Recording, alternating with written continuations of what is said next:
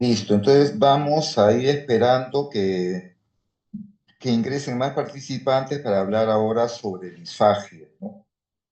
Entonces, la disfagia es otra de las patologías digestivas que son sumamente comunes y que uno tiene que interpretar bien para evaluar la sospecha de qué problema digestivo tenemos en mente, ¿no? Vamos a ver, hay 22, vamos a ver si es que eh, llegan unos 15, 14, 16 ya, que vamos a admitirlos al resto y ahí empezamos.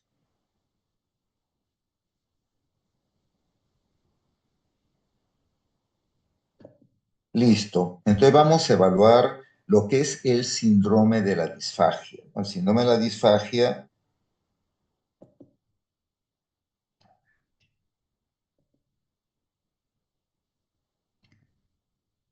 saber que las molestias esofágicas son sumamente comunes y pueden tener varios tipos de manifestación, ¿no? El término más común es la disfagia, también tenemos odinofagia, también tenemos reflujo, regurgitación, pirosis y dolor torácico no cardíaco. Todas esas manifestaciones nos están indicando muchas veces que el paciente puede tener un problema esofágico. ¿Qué coincide de cada una de estas patologías, ¿no? Vamos a evaluar acá rápidamente. La disfagia es la sensación de dificultad para el pasaje de los alimentos. La odinofagia es la deglución dolorosa. Entonces el paciente tiene un alimento y lo quiere pasar y siente que tiene dolor al deglutir. El globus es una sensación de algo que está atracado ocupando la zona de la garganta. Pero lo característico y diferente a la disfagia es que la disfagia es la sensación de dificultad para el pasaje de los alimentos y en el globus hay una sensación que algo está atracado, pero cuando el paciente lo toma algo de líquido, siente que mejora. Eso es un aspecto importante de diferenciar el globus de la disfagia.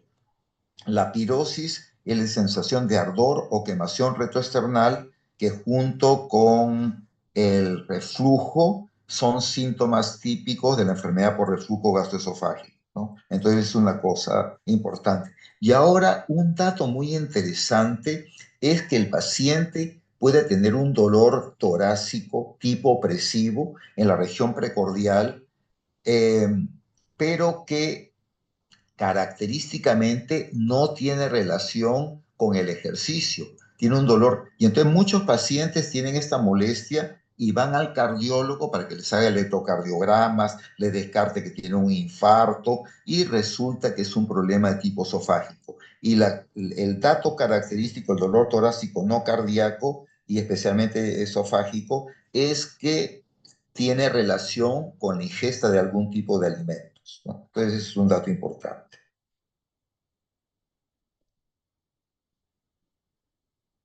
Entonces ya hemos visto que la disfagia es la dificultad para el pasaje de alimentos. Es una molestia común entre el 7 y 10% de las personas mayores de 50 años la presentan y no necesariamente es un problema orgánico. El 16% de los ancianos, el proceso es que, ahora no lo he puesto, pero cuando han revisado fisiopatología, saben de que para la deglución y para el pasaje de los alimentos se requiere de varios pares craneales, el hipogloso, el glosofaringio, el nervio vago, todos tienen que ver con la deglución, una serie de nervios somáticos también y también una serie de músculos. Entonces, en los ancianos esto puede estar fallando y es muy común la presencia de disfagia. Y hasta un 25% de los pacientes hospitalizados que no tienen propiamente un problema esofágico pueden tener este problema de disfagia. Y la disfagia orofaringia es aún más frecuente en el ámbito de la atención crónica. Entonces, en estas casas de ancianos, hasta el 60% tienen dificultades de alimentación que incluyen disfagia. La odinofagia ya hemos visto que es la deglución dolorosa, generalmente secundaria a procesos irritativos de la faringe y la unión faringoesofágica. Todos son pacientes que de repente han tomado alguna sustancia muy irritante. Era lo típico en el paciente que tomaba ácido muriático o tomaba lejía, ¿no? Que obviamente tenía una odinofagia terrible, ¿no? Terrible. Entonces, eso es un aspecto importante de tener en consideración. Entonces, cuando uno evalúa la odinofagia, tenemos que ver las sustancias más comunes, el ácido y el álcali, ¿no? Y aunque parezca mentira, el álcali es más nocivo que el ácido. Entonces uno puede tomar ácido muriático o lejía en cantidades más o menos de igual concentración y el álcali es más peligroso porque el álcali destruye las células y perfora.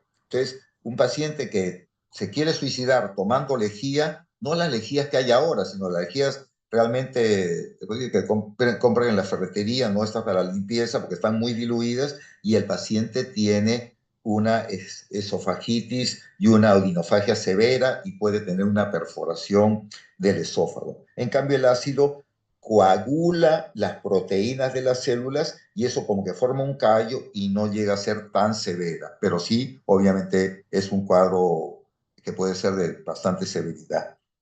Saber que hay medicamentos que aumentan la odinofagia como la doxiciclina. Cuando el paciente toma derivados de las tetraciclinas, le dicen que tome con abundante agua, porque esta doxiciclina produce irritación. Los bifosfonatos que se utilizan para los pacientes con osteoporosis. Los antiinflamatorios no esteroideos también y cloruro de potasio de liberación lenta son causa muy frecuente de odinofagia.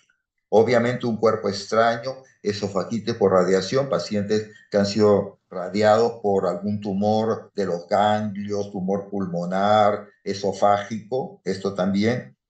Y en los casos infecciosos, la candidiasis es una causa importante de odinofagia y infecciones virales, ¿no? Mycobacterium también. La enfermedad por reflujo gastroesofágico con una esofagitis erosiva también puede producir una odinofagia porque este reflujo puede llegar hasta la zona de la garganta. Y el cáncer de esófago también es una cosa menos frecuente, pero también puede ocurrir. El dolor torácico que habíamos mencionado, la causa más común del dolor torácico que no es anginoso es el reflujo gastroesofágico. Muchas causas de dolor torácico podemos ver, ¿no? Y entonces la mayoría de los pacientes o van al cardiólogo o van al gastroenterólogo, pero es muy frecuente costocondritis o fibromialgias que el paciente puede venir con esas molestias y obviamente no tienen ni problemas cardiovasculares ni esofágicos, ¿no? Trastornos motores del esófago, el espasmo esofágico difuso, que es que el esófago se contrae en forma muy exagerada y eso puede dar un dolor torácico importante. Esófago en martillo perforador es una traducción de unas alteraciones del esófago. Esófago en cascanueces también son causas importantes de que puedan tener dolor torácico. La calasia, que es una falta de motilidad de la parte baja del esófago. Trastornos neuropsiquiátricos, trastornos de pánico, que eso no es tan infrecuente, y dolor torácico de origen esofágico funcional. Y nos pasa que tenemos pacientes que le damos todos los tratamientos y el dolor torácico continúa y esto es de origen funcional. Saber que después del cerebro, el aparato digestivo es el que tiene más células nerviosas en todo el organismo y ellos pueden tener una percepción del dolor en forma muy especial. El globo faríngeo, anteriormente llamado globo histérico, es esta sensación de que el alimento se ha quedado atracado, ¿no? Y no hay una verdadera disfagia sólidos o líquidos, no tiene odinofagia y lo típico es que mejora al tener los alimentos. Y el término globos histéricos está asociado a que muchas de las personas eran solamente por ataque de nervios, pero en el globus, pacientes con globus pueden haber otro tipo de causas que pueden ser orgánicas. Y ahora sí, como que entramos de lleno a lo que es el término de disfagia. Y tenemos que diferenciar dos grandes tipos de disfagia: la disfagia orofaringia o disfagia de transferencia, que es la dificultad que el paciente tiene para pasar los alimentos desde que comienza a tratar de pasarlos de la boca a que los degluta, ¿no? Eso es lo típico de la disfagia orofaringia de transferencia. Y la disfagia esofágica de transporte: el alimento pasó sin ningún problema de la boca a la garganta, pero una vez que llega al esófago, como que ahí se quedó, y entonces se siente una sensación de que no está pasando el alimento. Y entonces eso nos tiene que ayudar a diferenciar los casos y saber qué cosa es lo que puede estar produciendo, ¿no? Entonces la disfagia orofaringia puede ser por lesiones estructurales, de repente tumores en la cabeza y el cuello. Muy típico es un cáncer de tiroides. El cáncer de tiroides puede presionar el esófago y también alterar el nervio laringo recurrente y hacer de que tenga este cuadro de disfagia. Eh, Procesos postquirúrgicos, entonces lo han operado de alguna, extirpar ganglios, etcétera, y eso puede producir una estenosis de la parte alta del esófago y producir esta displasia orofaringea. Procesos inflamatorios como membranas, fibrosis, el divertículo esofaringeo que llamamos de Senker también. Pero también existe, y estos son la mayoría de los casos, las enfermedades neuromusculares. Entonces, disfagia orofaringia: 7 de cada 10 pacientes con disfagia orofaringia son por enfermedades que no nacen del esófago, sino que son enfermedades como actúan a nivel del sistema nervioso central. Aquel paciente que tuvo un accidente cerebrovascular, ACV, claro, son abreviaturas. Enfermedad de Parkinson, esclerosis lateral amiotrófica, el paciente con Alzheimer puede tener este tipo de disfagia y no pasa los alimentos. Enfermedad de los nervios craneales, que pueden ser la parálisis del nervio laringio que habíamos mencionado, los pacientes diabéticos que pueden afectar estos nervios craneales. Enfermedad del músculo esquelético en pacientes que tienen miopatías, ¿no? Entonces el músculo como que está alterado, está enfermo. Distrofia musculares o en casos en los cuales la tiroides no está funcionando en forma adecuada y está muy relajada o muy contraída, y esto produce esta disfagia orofaringea y alteraciones del esfínter esofágico superior. Y pasamos entonces a la disfagia esofágica. La disfagia esofágica es la que generalmente produce mayor necesidad de exámenes, porque puede haber disfagias esofágicas de tipo mecánica. De tipo mecánica significa que hay algo que interrumpe el tránsito normal. Y puede ser un tumor que esté dentro del esófago o un tumor que esté fuera del esófago, pero que comprima el esófago. Cuerpos extraños, ¿no? De repente hemos visto nosotros pacientes que tienen lo que llaman besoares, ¿no? Fitobesoares o tricobesoares. Los tricobesoares es que personas con problemas neurológicos se comen el pelo no se absorbe y se forma un cuerpo extraño. A veces comen bastante cantidad de pelos y eso puede producir una obstrucción. Estenosis por esofagitis cáustico-péptica. Como hemos visto, la esofagitis produce una inflamación, pero después de pasado cierto tiempo, en la zona inflamada se comienza a cerrar el lumen del esófago y el paciente ya no puede ingerir los alimentos. Radioterapia o quimioterapia, que también produce un estrechamiento de la mucosa esofágica.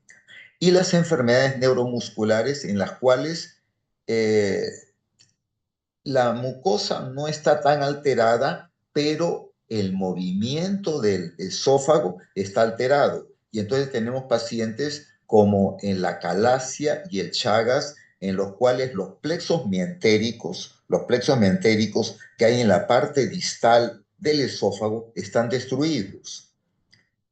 Y entonces es importante saber que el estómago tiene una presión intraabdominal que supera la presión intratorácica, y entonces para que pueda pasar el contenido alimentario del esófago al estómago tiene que haber un estímulo de peristalsis, porque normalmente la presión del abdomen como que impide que pueda pasar el alimento. Entonces, estos pacientes que no tienen estos plexos mientéricos, no hay una contracción adecuada de la parte final y el alimento se comienza a acumular, ¿no? Se comienza a acumular.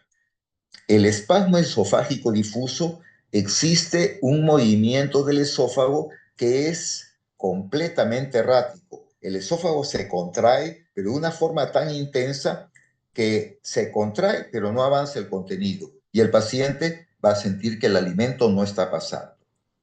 Hay enfermedades como la esclerodermia y el lupus eritematoso sistémico, en el cual los, la mucosa, el colon, digo que colon, la mucosa del esófago también pierde la motilidad. Y la escleroderma son placas esclerosantes que hacen que el músculo esofágico como que quede congelado o como que quede como de cera y no tiene movilidad. Y en el lupus eritematoso sistémico existe un problema vascular que también hace que el músculo no funcione. Y en la diabetes mellitus sabemos que el paciente diabético, los estímulos peristálticos están alterados y eso puede producir este tipo de disfagia. Entonces, vemos esos dos grandes tipos. El paciente entonces tiene dificultades en la deglución. ¿Cómo hacemos la distinción? Disfagia orofaringia es una sensación de atasco del bolo alimentario en la garganta. Hay tos, hay regurgitación nasal. Tranquilamente el paciente se come unos fideos y hasta los puede botar los fideos por la nariz. Molestias al deglutir y esto genera infecciones respiratorias recurrentes por aspiración de alimentos. El paciente dice, me cuesta mucho tragar.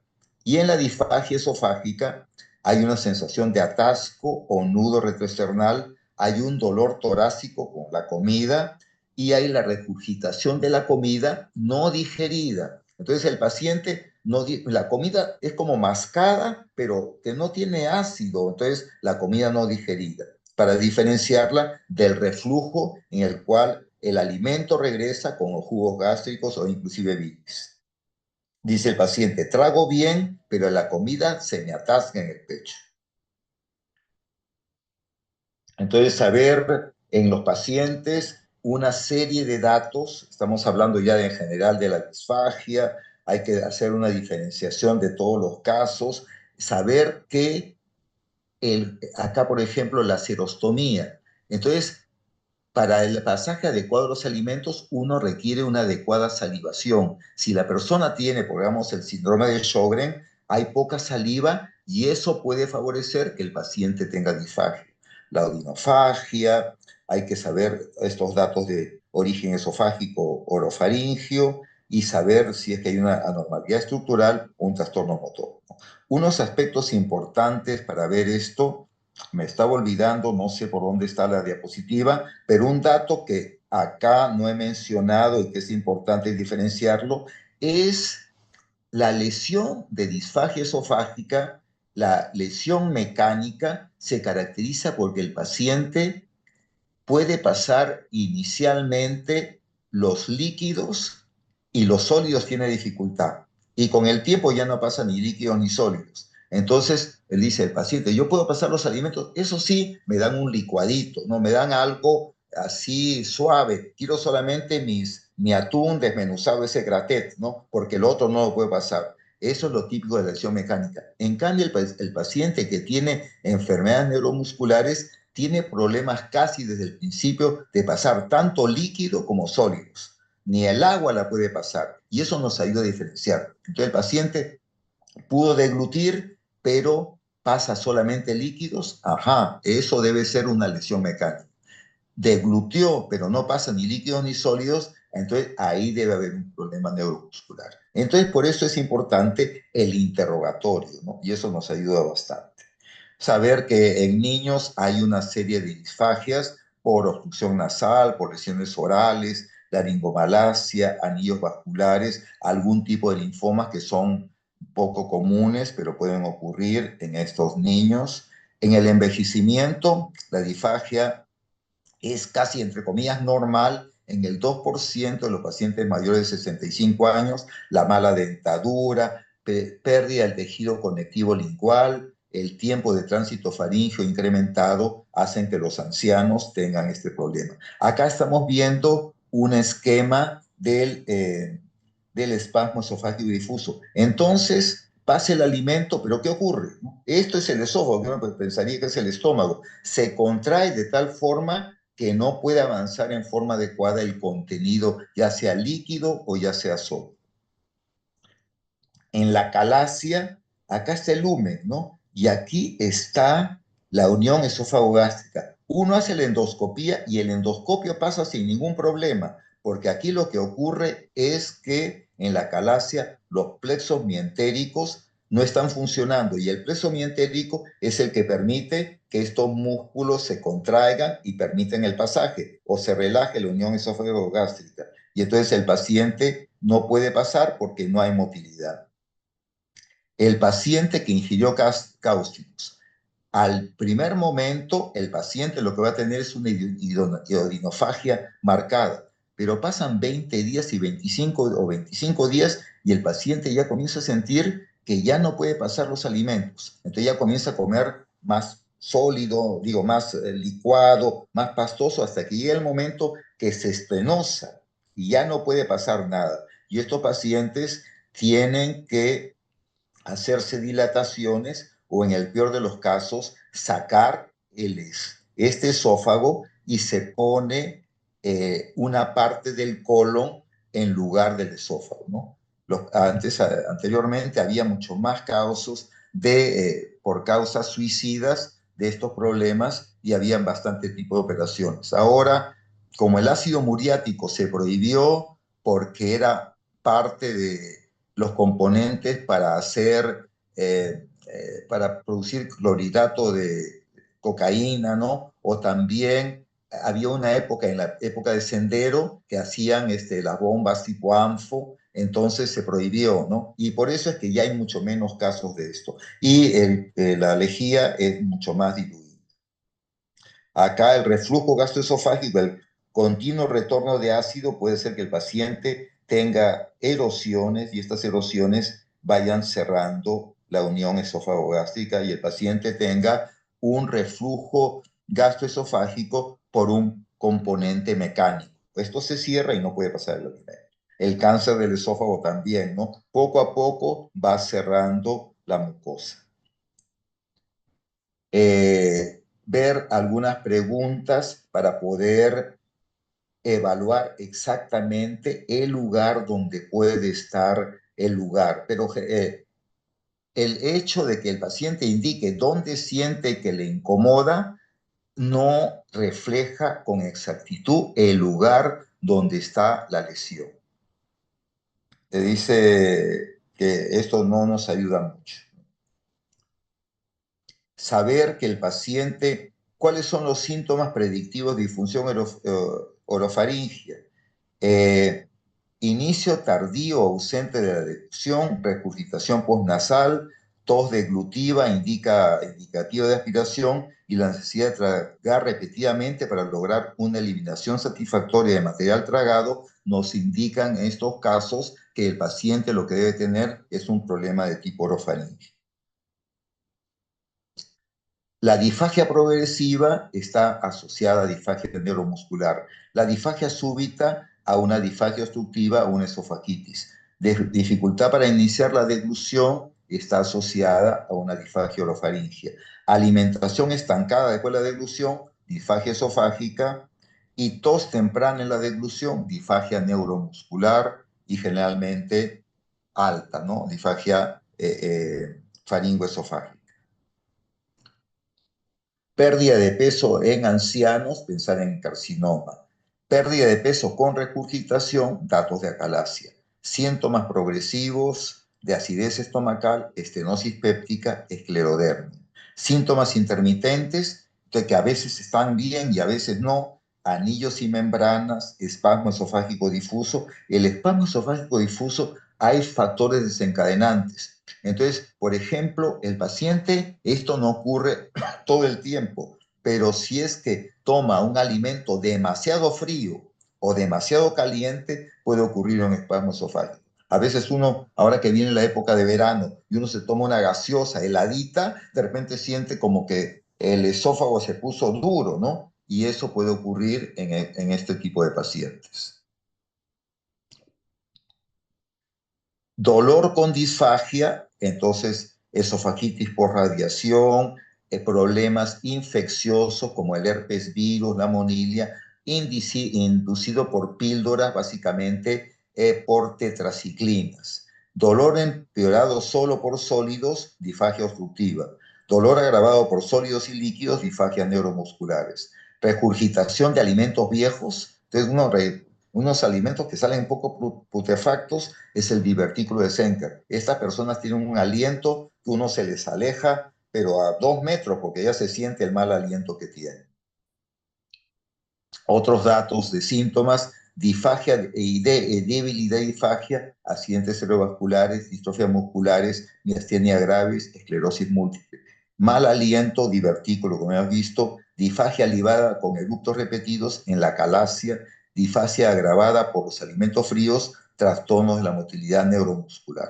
Entonces vemos cómo algunas preguntas claves nos ayudan a la orientación de la enfermedad. Hay una serie de datos adicionales que nos pueden indicar estos cuadros, ¿no? Generalmente una disfagia progresiva se ve en pacientes que tienen estenosis péptica por reflujo crónico, ¿no? Pérdidas de peso, obviamente a sugestivos de cáncer de esófago o de cáncer de la parte alta del estómago. Y disfagia intermitente no progresiva pueden verse en un anillo esofágico distal. En el examen físico ya hemos repetido un poco todo esto, ¿no? Son algunos datos que hemos visto, pero en los cuales tenemos que hacer una unidad clínica de todo ello. Saber que los cuerpos extraños pueden haber disfagia. En los niñitos es bien frecuente. Acá hay una tachuela, acá hay una pequeña moneda, ¿no? Y entonces eso puede ser un dato importante. Una estrechez cricofaringia, ¿no? Osteofitos cervicales, pacientes ancianos que pueden tener crecimientos de los huesos de la columna y pueden producir disfagia, ¿no? Disfagia intermitente para los sólidos en lo que llaman el esofagitis eosinofílica. También puede ocurrir eso. Y acá hay un anillo de Chasky, que es un pequeño engrosamiento en la parte distal del esófago. Historias crónicas, los divertículos esofágicos que hemos mencionado, también son datos importantes, ¿no? Esto es como una especie de resumen, y aquí es uno de los puntos en los cuales los gastroenterólogos siempre tenemos temor, ya nos ha pasado más de una vez. Acá vemos que estamos haciendo el endoscopio y de repente vemos la luz del esófago y acá al costadito. Y si uno se descuida y no ha visto bien esto, de repente puede meterse al divertículo y si uno avanza y avanza, puede perforar el divertículo. Y eso produce mediastinitis e inclusive la muerte, ¿no? Es un caso, son difíciles. La mayoría de las veces uno siempre avanza mirando a dónde avanza. Pacientes que tienen una esofagitis severa o presencia de hongos también van a producir disfagia. Pérdida de peso y disfagia con sólidos, inicialmente con pérdida de peso, pensar en una neoplasia, ¿no? Y siempre hacemos los estudios de manometría para ver en la calasia que el paciente tiene una presión normal y en la parte baja como que no hay ausencia de respuesta al peristaltismo esofágico.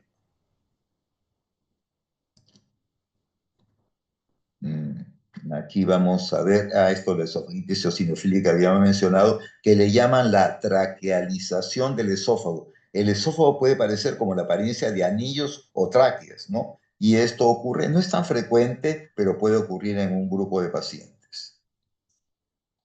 Difagia intermitente para sólidos y líquidos es el estófago en sacacorchos o nutcracker, que se ve también como estos procesos de espasmo esofágico difuso. Y en pacientes con anemia también pueden haber membranas, y este es el cuadro de esofagitis de Plummer-Vinson.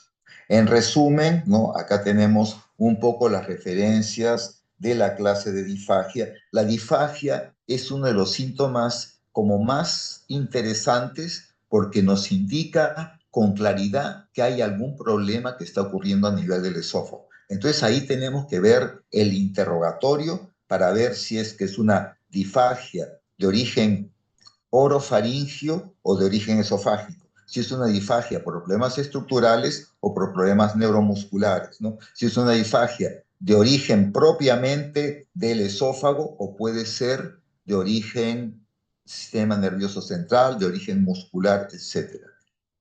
Y el interrogatorio y el examen nos van a ayudar a hacer el diagnóstico y con ello podemos tener un tratamiento curativo de estos pacientes. Listo, entonces esto de aquí es un pequeño resumen de la parte de difagia. No sé si es que hay alguna pregunta.